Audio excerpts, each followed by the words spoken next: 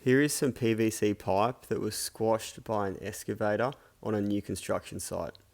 We have cut out the top of the pipe with a robotic cutter, and we will now reline it with fiberglass liner. Recording, start of the patch there.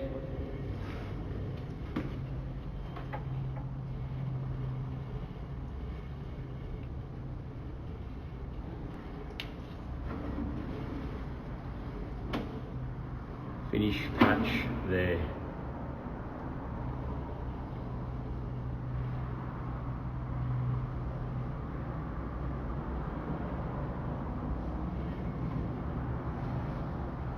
Through the completely missing section, damaged section that we've had the robot cut out.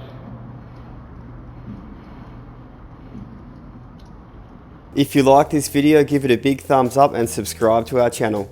Don't forget to click the notifications bell to get notified when we post new videos.